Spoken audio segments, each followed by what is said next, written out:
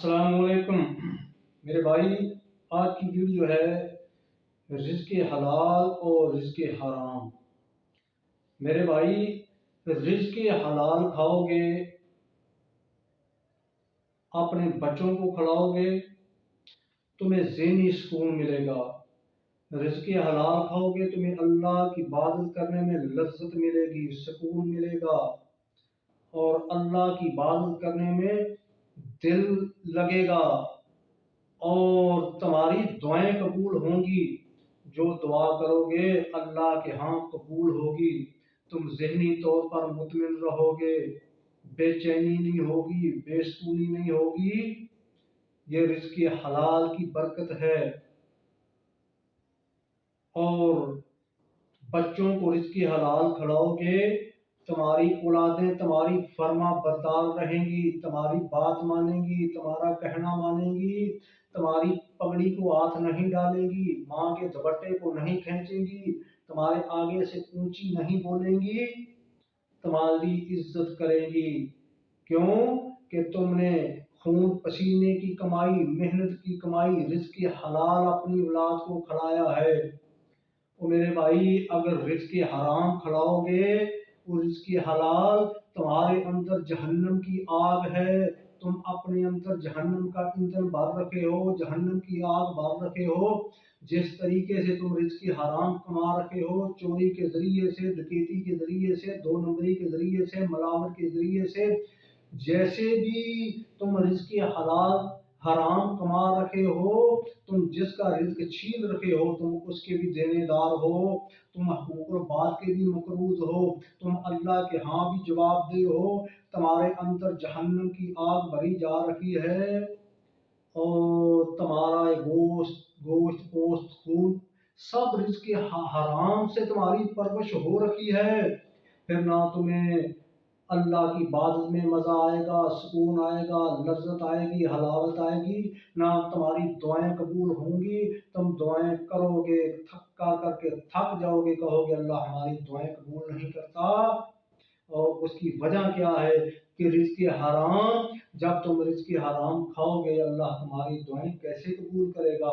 جب تم رزق حلال نہیں کھاؤ گے، رزق حرام اپنی اولادوں کو کھلاؤ گے، خود کھاؤ گے، تم یہ کیسے توقع کرو گے، امید کرو گے کہ تمہارا بیٹا تمہارا فرما بردار ہو؟ تم بیٹے کو ایک دفعہ بلاؤ، وہ دوڑتا ہوا آئے تمہاری بات کے لیے، سننے کے لیے، تم کیسے توقع کرو گے؟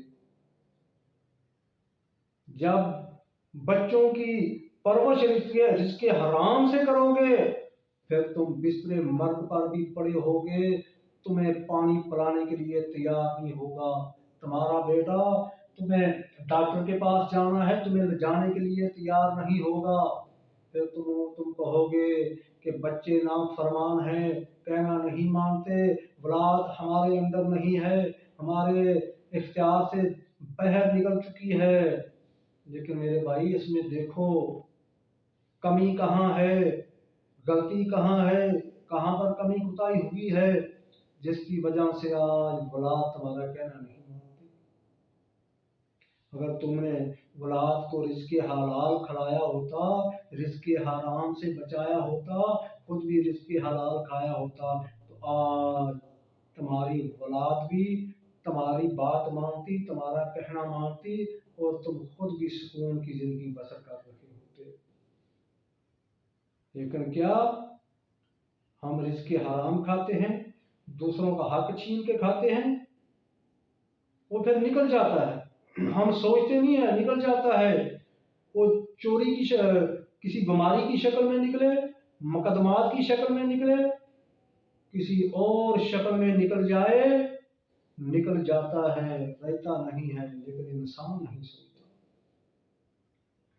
میرے بھائی، محنت میں عزت ہے، محنت میں عظمت ہے، محنت میں برکت ہے۔